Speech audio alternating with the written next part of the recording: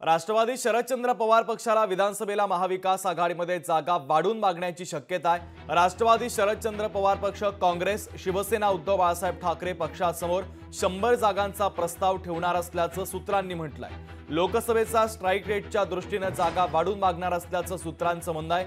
आठवडाभरात राष्ट्रवादी शरदचंद्र पवार पक्ष विधानसभा मतदारसंघांचा आढावा देखील घेणार आहे। लोकसभेला राष्ट्रवादी शरदचंद्र पवार पक्षाचा स्ट्राइक रेट 80% इतका होता आणि आता एक महत्त्वाची अपडेट समोर येते। राष्ट्रवादी शरदचंद्र पवार पक्ष विधानसभेला महाविकास आघाडीमध्ये जागा वाढून मागण्याची शक्यता आहे।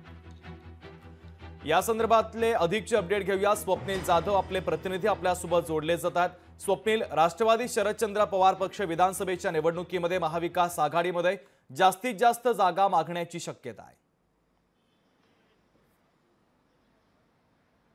शुभम, नक्कीच एकूणच महाविकास आघाडीमध्ये लोकसभा निवडणुकीनंतर आपण पाहतोय बार्गेनिंग पॉवर या राजकीय पक्षांची वाढलेली पाहायला मिळते। लोकसभा निवडणुकीमध्ये एकूण 10 जागांवरती राष्ट्रवादी काँग्रेस शरदचंद्र पवार गटाचे उमेदवार देण्यात आले होते। यापैकी 8 जागांवरती उमेदवारी इथे विजयी झालेले आहेत। त्यामुळे 8 खासदार हे आता महाविकास आघाडीमध्ये शरद पवार गटाचे आहेत। त्यामुळे स्ट्राइक रेट सुद्धा चांगला असल्यामुळे आगामी विधानसभेच्या दृष्टीने 100 जागांचा प्रस्ताव हा महाविकास आघाडीमध्ये ठेवण्यात येणार आहे। शरदचंद्र पवार गटाकडून 100 जागांची मागणी होताना पाहायला मिळते। तसेच कार्यकर्त्यांकडून सुद्धा अधिकच्या जागा मिळाव्यात अशा प्रकारची भावना ही पक्षांतर्गत व्यक्त केली जाते, पक्षाच्या वरिष्ठ नेत्यांपर्यंत व्यक्त केली जाते। मात्र एकीकडे काँग्रेसकडून सुद्धा मोठ्या प्रमाणात जागांची मागणी होताना पाहायला मिळते। त्या ठिकाणी आता शरदचंद्र पवार गटाकडून सुद्धा 100 जागांचा प्रस्ताव हा जाण्याची शक्यता आहे। एकूण मिळालेल्या माहितीनुसार उद्धव ठाकरे गट यामध्ये किती जागा मागणार आणि महाविकास आघाडी आता यावरती तोडगा कसा काढणार याकडे सर्वांचं लक्ष लागलेलं आहे। मात्र एकूणच काँग्रेस आणि राष्ट्रवादी काँग्रेसकडून या ठिकाणी शरदचंद्र पवार गटाकडून मोठ्या प्रमाणात जागांची मागणी ही महाविकास आघाडीमध्ये